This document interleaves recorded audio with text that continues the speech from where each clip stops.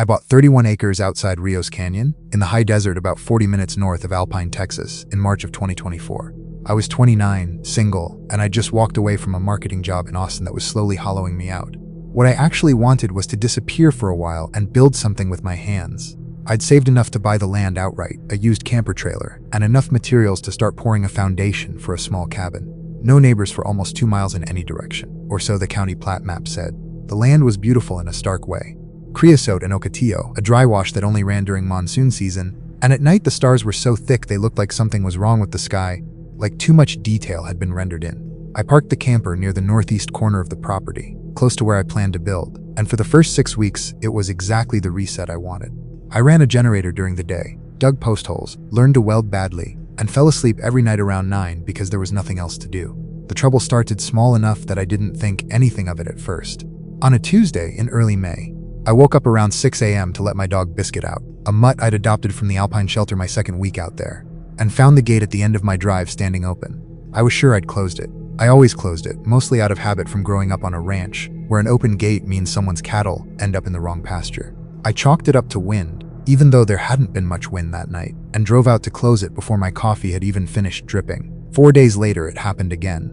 This time I was positive I'd latched it, because I remembered the metallic clunk of the chain against the post. I stood there at the end of my own driveway at 6:45 in the morning, coffee going cold in my hand, staring at that gate hanging open into the road, and felt the first small twist of unease. Not fear yet, just the sense of a fact that didn't add up. I mentioned it to the guy who sold me the propane, a heavyset man named Dwayne who ran the depot in town, and he laughed and said it was probably kids or somebody's loose goats. Lot of empty land out that way, he said. People cut through sometimes. I wanted to believe that. I wanted it to be goats. The thing that made me stop believing it was the boots. I found them on a Sunday afternoon in late May, about 200 yards from my camper, half buried at the base of a mesquite tree. A pair of men's work boots, brown leather, worn through at the heel, laces still tied in a double knot like someone had stepped out of them rather than untied them. They weren't mine. I don't wear a size 12. I stood there in the heat holding them, turning them over, looking for a name written inside, like you'd find in a kid's shoe. And there wasn't one. I remember the smell of them, old sweat and dust, not decayed exactly, but not new either. Maybe a year old, maybe less.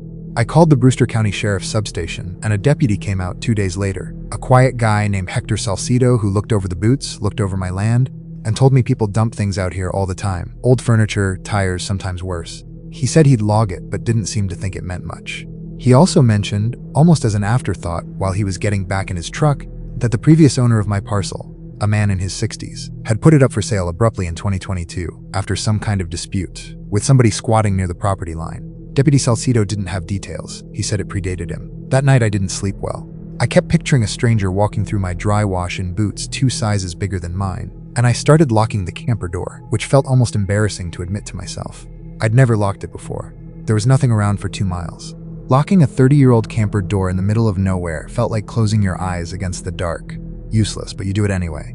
Through June, the small stuff kept happening. My trail camera, which I'd zip-tied to a fence post, mostly to catch photos of javelina and the occasional bobcat, started showing gaps in its memory card timestamps. Not photos of anything, just gaps, hours at a time where the card would jump from 11:52 p.m. to 4:17 a.m. with nothing in between, like it had been switched off and back on. I checked the settings a dozen times. Nothing explained it. Then, on June 19th, I found a second set of boot tracks. Bare feet this time, a man's stride by the size of them, coming out of the wash and stopping about 30 feet from my trailer.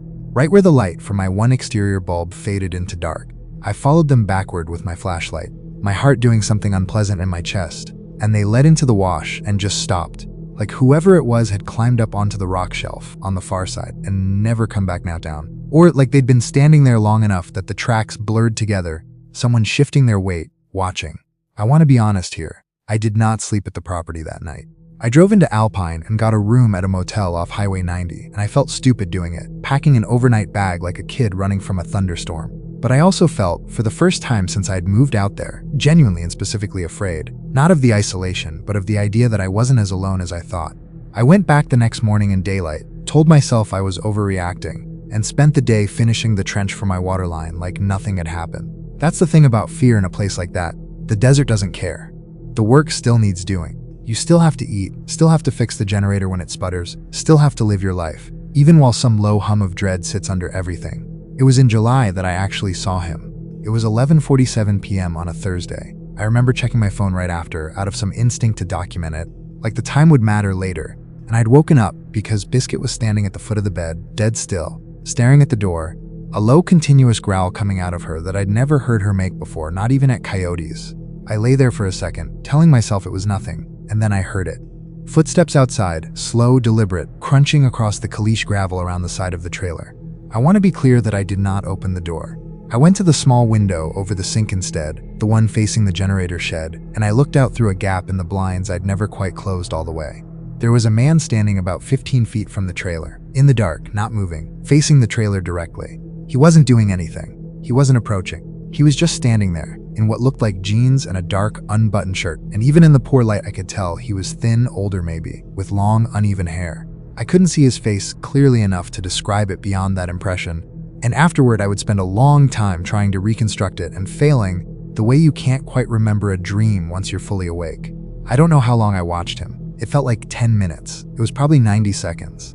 At some point he simply turned and walked back toward the wash, unhurried, like a man taking a stroll, and I stood at that window with my phone in my hand, too rattled to even think about calling 911 until he was already gone. And by the time I did call, there was nothing to report except a man who had been standing on my property and then wasn't. Deputy Salcido came out again the next morning. He walked the wash with me, found nothing. No fresh tracks, which unsettled me more than tracks would have, because the ground out there holds a print for days.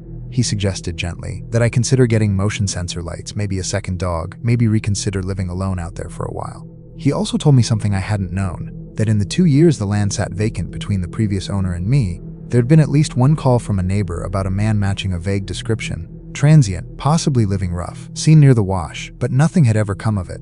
No name, no arrest, no follow-up because nobody had actually seen him do anything. I installed the motion lights within the week. I bought a second trail camera and mounted it inside the trailer, angled at the door, on top of everything I already had outside. For a while, almost 3 weeks, nothing happened, and I let myself believe it was over, that whoever it was had moved on, spooked by the lights or the extra camera or simply bored of me.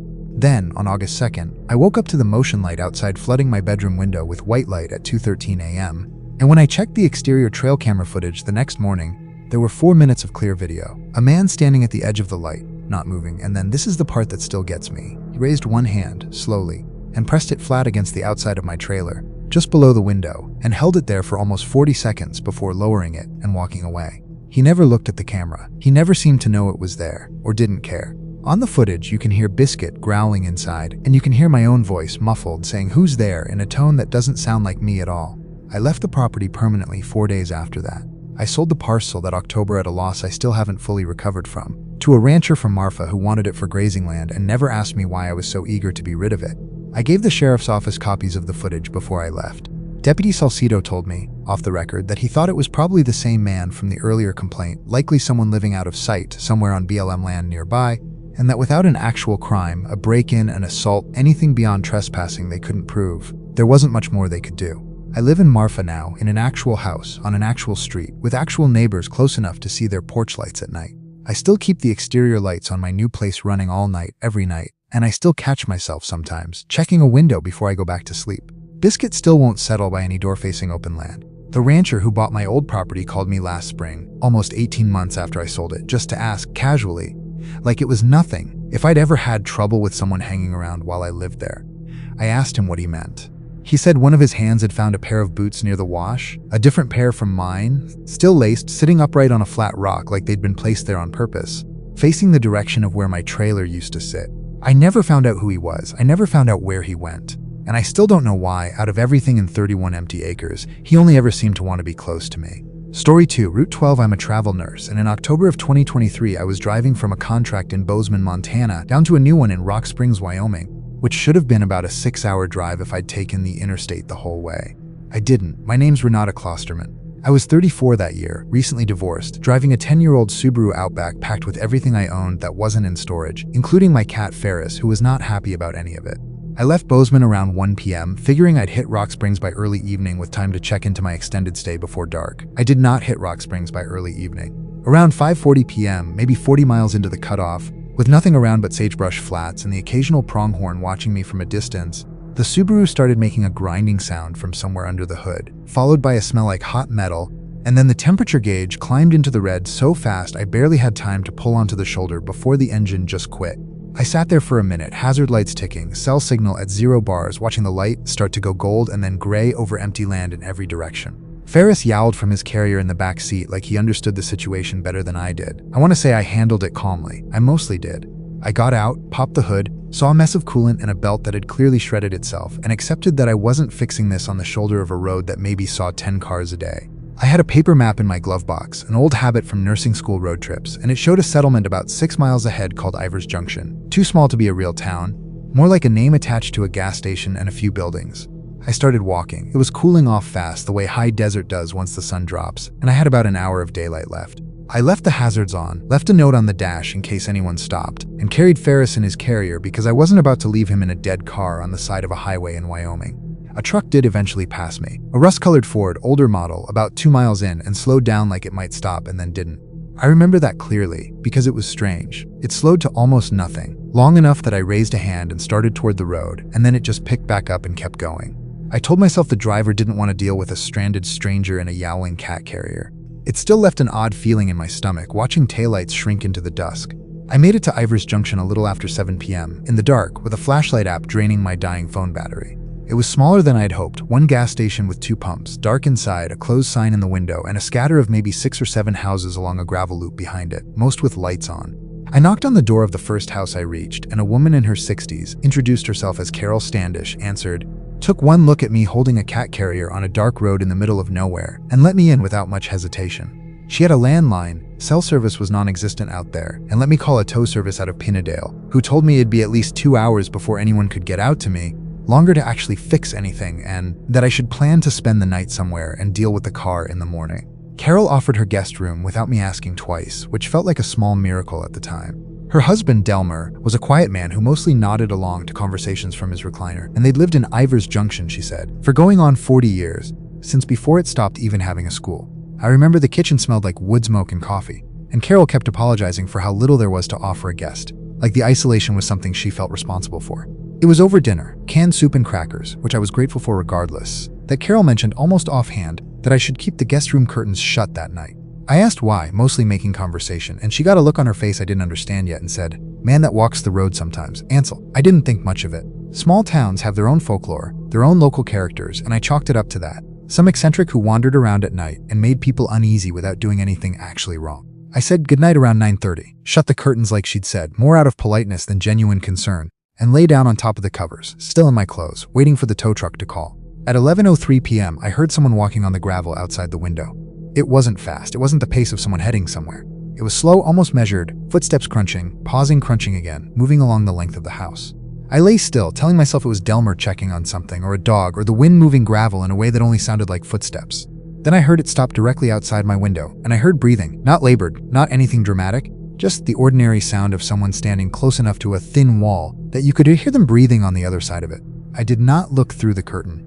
I lay there with my heart going hard enough that I could feel it in my throat, and after maybe 2 minutes, the footsteps started again, moved past the window, and faded around the side of the house. In the morning, I told Carol what I'd heard, trying to keep my voice casual, and she got quiet in a way that told me she wasn't surprised. She said that was probably Ansel, that he did that sometimes, walked the loop at night, stood by windows. I asked, a little more pointed this time, if anyone had ever called the sheriff on him, and she said people had, a few times over the years, but the county substation was almost 45 minutes out, and by the time anyone came, he'd always be gone, and there wasn't a law against walking on a public road or standing on your own property line looking at a house. He's harmless, she said, in a tone that didn't sound like she fully believed it. My car got towed and fixed enough to limp me to Rock Springs by that evening, and I told myself, once I was back on a real highway with real traffic and real cell signal, that it was a strange but ultimately minor experience, an unsettling night in an unfamiliar place, nothing more.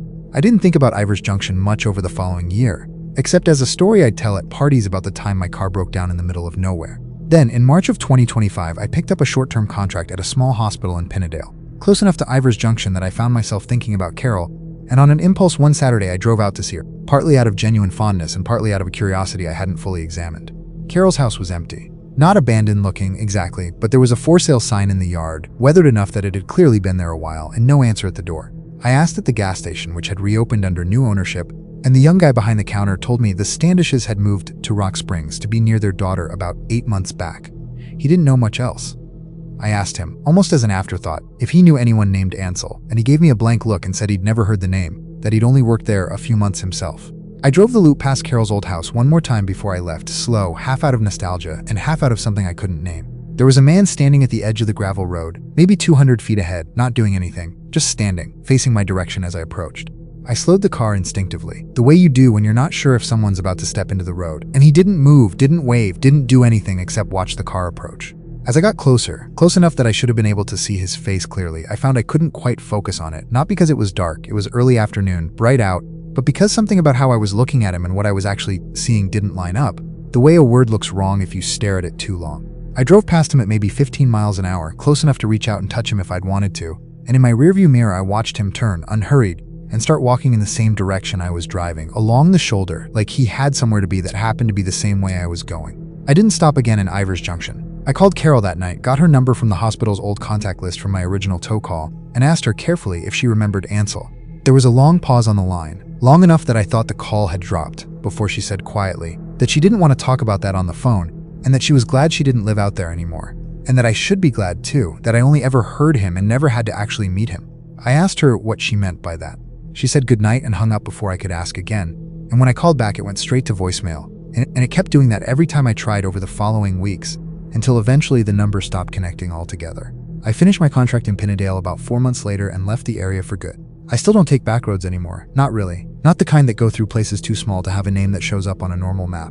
And I still think sometimes about how a man who supposedly just walked the road at night somehow ended up 200 feet ahead of me on a road I hadn't told anyone I was driving down. Story 3, mile marker 214. I drove long haul for about 6 years before I quit, and the story I'm about to tell you is the reason I quit, even though I told everyone at the time it was because of my back. My name's Trent Okafor. In November of 2024, I was 36, running a regular route for a regional freight company out of Rapid City, South Dakota, hauling loads down through Nebraska into Colorado and back on a rotation. I'd done that stretch of highway probably 200 times. I knew which truck stops had good coffee, which diners you could trust, which stretches had no cell signal for 40-50 miles at a time. None of it ever scared me. Long-haul trucking is boring, mostly. Boring in a way that becomes its own kind of comfort. That November, though, I got rerouted off my usual highway because of construction, onto a state route that cut through the far western edge of Nebraska, out past a town called Harrison, close enough to the Wyoming line that you could see different weather sitting on the horizon in that direction. It was a road I'd maybe driven twice before, both times in daylight, both times without incident. This time I was running it at night, aiming to make Cheyenne by early morning, and around 9:50 p.m. my dash lit up with a low tire pressure warning on my trailer. The kind you can usually keep driving on for a while but shouldn't push too far, especially in cold weather. I pulled off at the next thing that looked like it might have a garage or at least a wide shoulder to check things over. A place called Verlo, which on the map was barely more than a dot, a truck stop with a diner attached and a scatter of dark buildings around it. The truck stop itself was open, one of those old-style ones with a single board attendant behind bulletproof glass, fluorescent lights buzzing over empty aisles of jerky and motor oil. The attendant, a heavy-set older man who introduced himself only as Gary, told me the nearest place with actual tire service was back in Harrison, 20 minutes behind me, and that they wouldn't be open until 7 a.m. regardless. He said I could park in the truck stop's back lot overnight, that truckers did it all the time, and that the tire, if I kept an eye on the pressure, would probably hold until morning. I backed my rig into the lot around 10:30, killed the engine, and settled in for what I figured would be an uneventful night in the sleeper cab, same as 100 nights before it. The lot had maybe 4 other trucks in it when I pulled in, engines idling, cabs dark, which is normal, other drivers doing the same thing I was, sleeping through their mandated rest before continuing on. What struck me as strange, though I didn't think much of it at the time, was that by 1 a.m., when I woke up briefly to check my tire pressure app, every other truck in that lot was gone. Not one left running, just my rig alone under a single sodium light that buzzed and flickered every few seconds. I fell back asleep without much thought. Truckers keep odd schedules. There was nothing strange about other drivers rolling out in the middle of the night. I woke up fully at 2:41 a.m. because someone was walking around my truck. I want to be specific about what I heard, because I've turned it over in my head 100 times since. It wasn't just footsteps. It was footsteps that stopped at each of my tires. I could hear the particular crunch and pause, moving along the length of the trailer, like someone doing a slow, deliberate inspection. I lay still in my sleeper berth telling myself it was Gary, or another driver, or somebody checking a load out of simple truck stop courtesy. Then the footsteps stopped directly under my driver's side window, and I heard a hand, flat open, press against the metal of the door, and drag slow all the way down. I've had my share of scares on the road, sketchy rest stops, guys who bang on your door asking for money or worse. This felt different. There was something in the deliberateness of it, the total silence apart from that one sound, that made the hair go up on my arms before I'd even processed why. I looked through the small gap in my curtain and saw a man standing just off to the side of my cab, maybe 5'10", wearing what looked like a canvas jacket, hood up despite there being no wind that I could hear. He wasn't looking up at my window. He was looking at the tire, the same one that had triggered the pressure warning, crouched slightly, one hand still resting against my door, completely still, like he'd frozen the second I moved the curtain, even though I hadn't made a sound. I did not open that door. I sat there with my hand on my phone, no signal showing, watching him through a gap maybe an inch wide, for what felt like several minutes, until he straightened up, unhurried, and walked toward the dark side of the building, out past the reach of the one working light, and didn't come back into view. I didn't sleep again that night. Around 5 a.m., once there was enough gray light to see by, I got out, checked my tire. Pressure had somehow dropped further, enough that I was genuinely worried about the rim, and found, scratched into the dust on my trailer's side panel, low down, near where the man had been crouched, a series of marks that didn't look random. Not words, just 5 or 6 deep parallel lines close together like someone dragging fingernails or a key. Gary was still at the counter when I went in to ask about it, and when I described the man, hood up, canvas jacket, he got a look on his face that I can only describe as resigned, like he'd been asked this question before, and didn't love answering it. He said there was somebody who hung around the truck stop sometimes, had been for a couple years, that management had called it in more than once, but the guy never did anything you could actually arrest him for. Never stole anything, never threatened anyone directly, just watched, sometimes touched the trucks, and always disappeared before a deputy could get out that far. Gary said some of the regular drivers had started avoiding the Verlo stop altogether, rerouting even when it cost them time, just to skip it. I asked him if anyone knew who the guy was. Gary shrugged and said there'd been a name floating around at some point. Wendell, he thought, though he wasn't sure it was real, attached to a family that used to have a place a couple miles off the highway, abandoned for years now. He said he didn't like to speculate beyond that.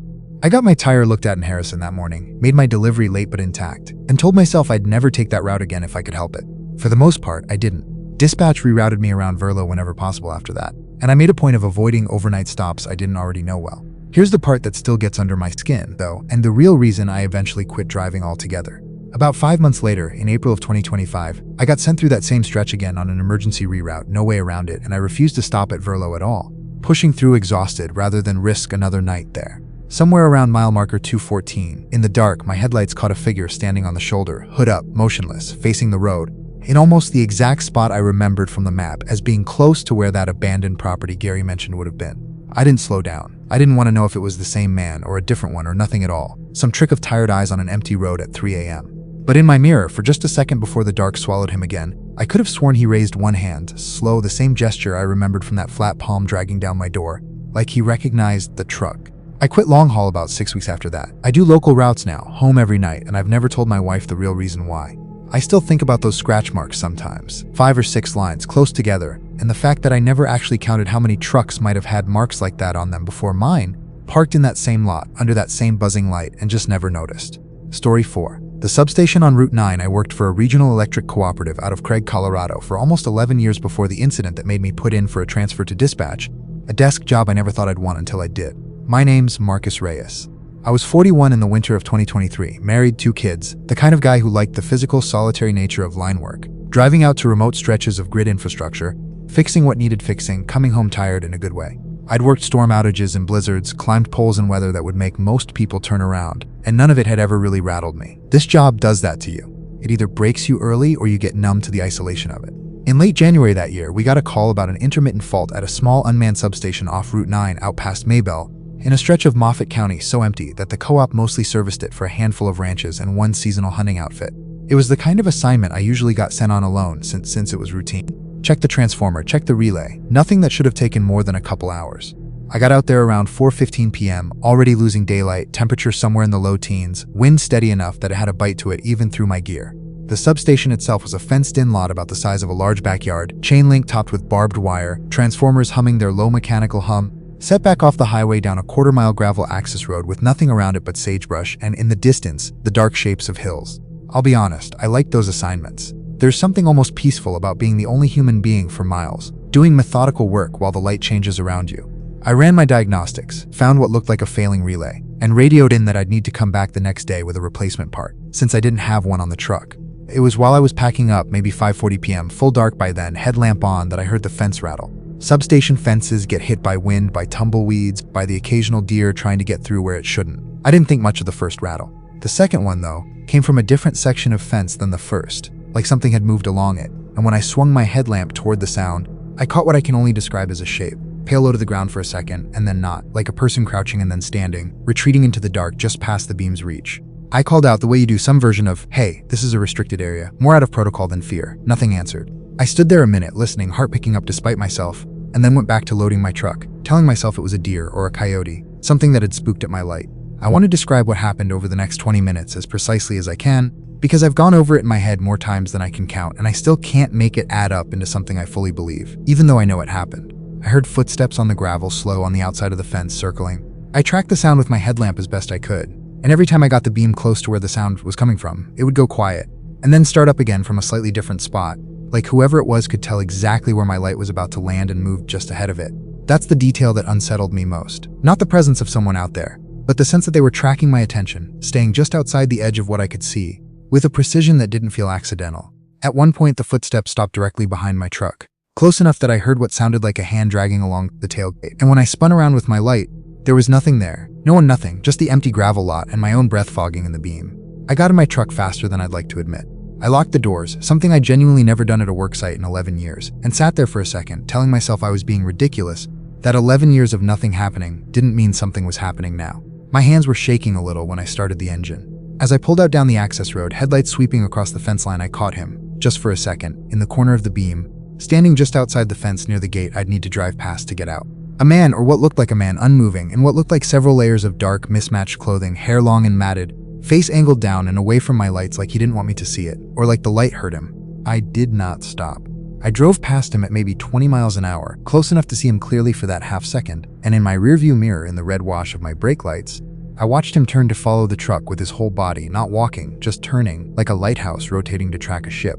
I called it in on my radio the second I had signal, shaking enough that dispatch could hear it in my voice, and sheriff's deputies met me at the highway junction about 20 minutes later. Two of them drove back out to the substation with me, and we found nothing, no footprints they could definitively place as fresh, no sign of forced entry on the fence, nothing except a section near the northeast corner where the ground looked disturbed in a way one of the deputies, a woman named Priya Anand, said looked walked over a lot, like someone had paced there repeatedly over time. Deputy Anand told me carefully that they'd had a handful of reports over the past couple years of a man matching a vague description seen around remote infrastructure sites in that part of the county. Substations, a couple of cell towers, once near a water treatment pump station, always at night, always gone by the time anyone responded, never confirmed to have caused any actual damage. She said there'd been theories, a transient, someone with a grudge against the utility company, someone just deeply, chronically unwell and drawn to those isolated structures for reasons nobody understood. Nothing had ever been confirmed. No name had ever been attached to it that held up. I went back to that substation exactly once more, about 6 weeks later, in daylight with a coworker to finish the relay replacement. Nothing happened. It was just a fence lot humming in the cold, same as 100 others I'd worked on. But I put in my transfer request that spring anyway, and I've worked dispatch ever since, coordinating other linemen instead of climbing poles myself. The part I never told anyone, not even my wife, not even in the incident report, is what I saw in my rearview mirror in that half second before the dark swallowed him again. His face had come up, finally, angled toward my taillights, and even at that distance, even for that fraction of a second, I could have sworn he was smiling. Not a normal smile, but the kind of wide, fixed expression that doesn't seem to be responding to anything, like a muscle memory of an expression rather than an actual feeling behind it. I still don't know what he wanted. I don't know if he wanted anything at all, or if wanting is even the right framework for whatever that was. But I think about that stretch of Route 9 sometimes, still fully operational, still unmanned most of the time, and I wonder if some other lineman has had a night like mine out there since, and just never mentioned it, the way I almost didn't. Story 5. Cabin 6. I was a senior at the University of Montana in the fall of 2024, finishing up an environmental science degree, when a few of us decided to spend a long weekend in early October doing a backpacking trip through a remote stretch of the Bitterroot National Forest, out past a little unincorporated area called Connor, close to the Idaho border. There were 4 of us, me, my roommate Alina Petrov, and 2 guys from our program, Josiah Mbeki and a transfer student named Colton Ray, who none of us knew that well yet, but who'd invited himself along after overhearing us plan it. My name's Devin Halloran. I was 22 that year, and up to that trip, the scariest thing that had ever happened to me outdoors was a black bear rummaging through a bear canister, about 30 feet from our tents on a different trip entirely. Annoying, a little frightening in the moment, but nothing that changed how I felt about the woods. We'd planned 4 days on the trail, but a cold front moved in early, dumping wet snow at higher elevations 2 days ahead of forecast, and by our second night we made the call to bail off the trail early, rather than push through worsening conditions, with gear that wasn't rated for it. Josiah had cell signal for about 90 seconds on a ridge, and managed to look up the nearest lodging, which turned out to be a place called the Bitterroot Trailhead Cabins, a cluster of 6 rustic rental cabins run, according to the one review Josiah could pull up before the signal dropped again, by an older couple who lived on site. We hiked out in worsening snow, exhausted, and reached the cabins a little after 8 p.m., 4 soaked and shivering college students showing up unannounced at a place that clearly wasn't expecting anyone. The owner, a stooped, quiet man who introduced himself only as Earl, didn't seem thrilled about it, but he had one cabin available, cabin 6, the furthest from the main house, set back at the edge of the tree line. And he let us have it for the night without much conversation beyond the transaction itself. Cabin 6 was small, one main room with 2 sets of bunks, a wood stove, exposed log walls, and a single bare bulb hanging from the sea line that buzzed faintly when it was on. It smelled like old smoke and pine. We got the stove going, hung our wet gear to dry, and for the first hour or so, it felt like the best thing that had happened to us in 2 days. Warm, dry, safe. It was Alina who first noticed the marks on the wall, low down near the back bunk, close to the floor. Not words, not anything obviously meaningful. A series of short vertical scratches, maybe 30 of them, grouped in clusters of 5, like someone counting days. She pointed them out half-jokingly, said something about prisoner tally marks, and we all laughed it off, tired punchy, the way you do after a hard hike, and didn't think much more about it. Around 11 p.m., with the stove burning low and 3 of us already half asleep, Colton, who'd taken the bunk closest to the single window, sat up suddenly and said someone was outside. We all went quiet, the way you do when someone says that in the dark, and for a second there was nothing, just wind and the tick of the cooling stove. Then we heard it too. Footsteps, slow in the snow outside, circling the cabin. Josiah, trying to keep things light, said it was probably Earl checking on the property, or a deer, or literally anything other than what our imaginations were supplying. Nobody really believed that, but nobody wanted to be the one to say so. The footsteps stopped directly outside the window, and through the thin curtain we could see a shape. Not moving, just standing, backlit faintly by the reflected snowlight outside. Devin, that's me, got up and looked. 'Cause someone had to, and through a gap in the curtain I saw a man standing maybe 8 feet from the window. Snow settling on his shoulders like he'd been there a while already, wearing what looked like a heavy canvas coat. No hat, despite the cold, staring at the cabin without any particular expression I could make out at that distance. I remember whispering to the others that it was probably Earl, even though some part of me already didn't believe that, because Earl had been stooped and gray-haired and slow-moving, and this man stood straight and still in a way that felt fundamentally different. Alina wanted to go to the main house and ask. Colton wanted to just wait it out, and Josiah, practical as always, pointed out we had no signal, no vehicle, and a storm outside, and that going out to confront a stranger in the dark seemed like the worst of several bad options. We ended up doing the only thing that felt survivable. We barred the door with the small table, kept the stove burning, and took turns staying awake, watching the window. The man didn't try the door. He didn't do anything overtly threatening. He just stood there, visible through the gap in the curtain on and off for nearly 2 hours, sometimes stepping out of view for 10 or 15 minutes before reappearing in almost the exact same spot, like he was doing laps around the cabin, and only came back into our line of sight at that one window. Around 1:30 a.m. during my watch, I heard something that I still have trouble describing accurately. A long scraping sound against the outside of the log wall, slow, deliberate, going on for almost a full minute directly beside where those tally mark scratches were on the inside. I didn't wake the others right away. I sat there frozen, staring at the wall, half convinced I could feel the vibration of it through the logs until it finally stopped and the footsteps retreated. And after that, nothing, no more footsteps, no more shape at the window, just wind and snow until gray daylight finally came around 6:40 a.m. We told Earl everything the next morning, all 4 of us talking over each other in the small front office of the main house. He got very quiet, the particular quiet of someone who isn't surprised but wishes he could be. He said he didn't have a name for the man beyond old rumor, and he didn't seem to want to say more than that. We got a ride out with a snowplow driver Earl called for us later that morning and never went back. I finished my degree, moved to Missoula for work, and mostly filed the whole experience under extremely creepy camping story for the next several months, the kind of thing you tell at parties to get a reaction. Then, about a year later, in November of 2025, Alina sent me a listing she'd stumbled across online. Earl was selling the property, all 6 cabins, retiring, moving closer to his kids in Spokane. I called the number listed, posing as an interested buyer, and asked, as casually as I could manage, why that particular cabin wasn't available. The realtor, a woman who sounded younger than me, said she wasn't totally sure, that the seller had been specific about it, and that as far as she knew, nobody had actually stayed in cabin 6 in over 2 years. We stayed there in October of 2024. Nobody had stayed there in 2 years, meaning, if she was right, we shouldn't have been able to either, and yet Earl had put us there without a second thought, on a night when he clearly wasn't expecting anyone, with a storm coming in like it was the obvious natural place 4 exhausted college kids should end up.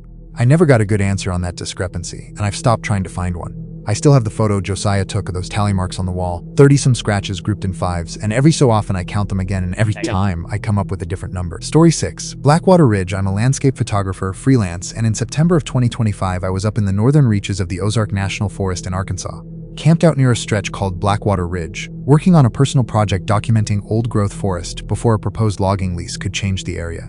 I'd been backpacking solo, camping in remote spots for 4 or 5 nights at a stretch for years by that point.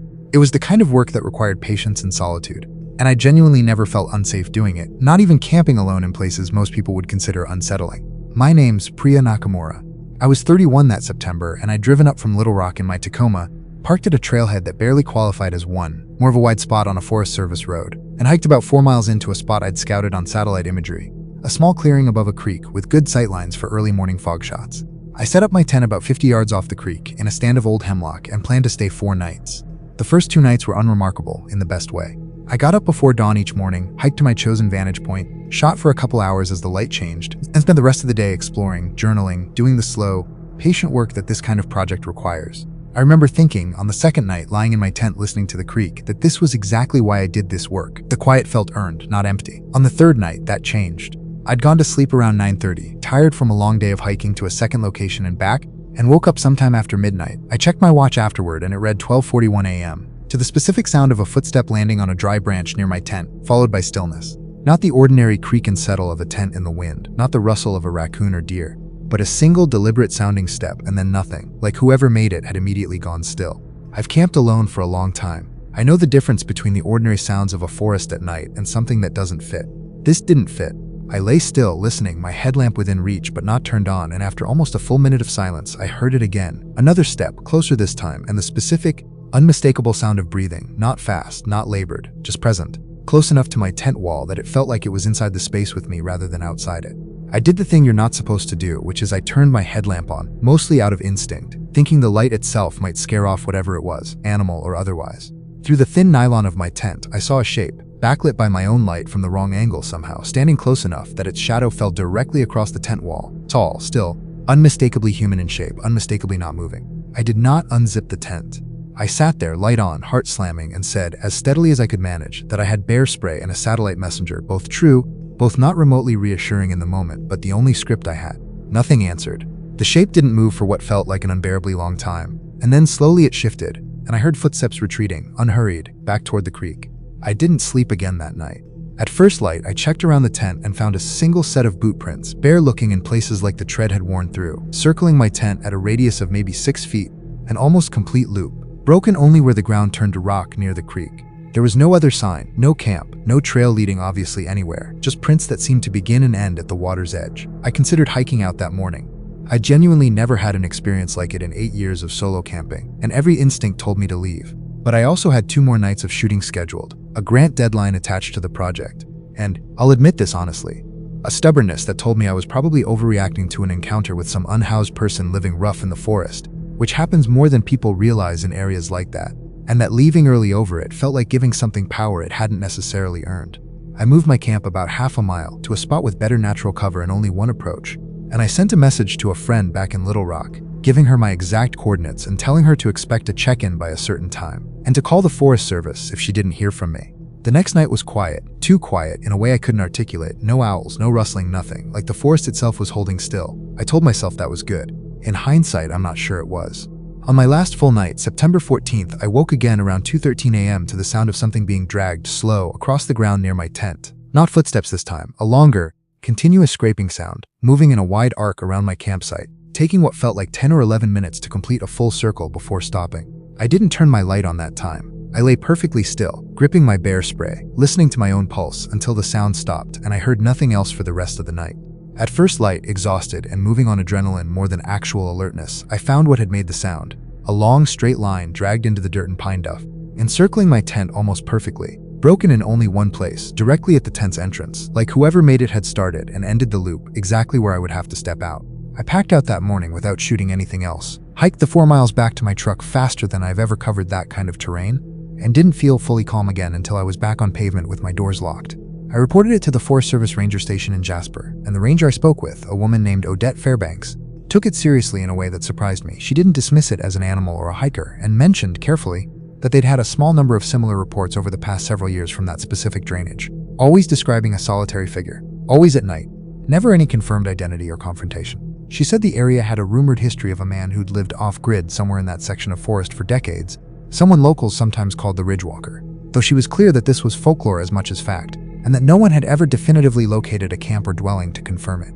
I finished the project eventually, using photos from my first 2 nights and a few days shooting a different, more accessible section of the forest the following month, though I never went back to that original clearing or anywhere near Blackwater Ridge specifically. The detail that still bothers me, the one I've never been able to explain to my own satisfaction, is the shape of that dragged line circling my tent on the last night. I photographed it before I left, out of habit more than anything, documentation being what I do. When I got home and looked at the photos properly, at full resolution, I realized the line wasn't a rough, wandering circle the way a person walking with a stick might drag one.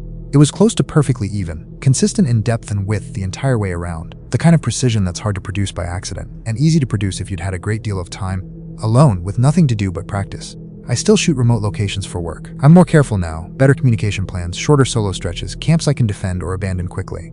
But I think about that line sometimes, how deliberate it was, and I've never quite been able to convince myself it was meant as a threat rather than something else entirely. A boundary, maybe, or a signature, left by someone who wanted me to know, without ever showing his face, exactly how close he'd been. If any of these stories hit a little too close to home, you're not alone. Turns out that the middle of nowhere isn't nearly as empty as we'd like to believe. Whether it's a stretch of backroad, a fence line out past town, or a cabin at the edge of the tree line, it seems like there's always someone, or something, willing to close that distance when nobody's watching.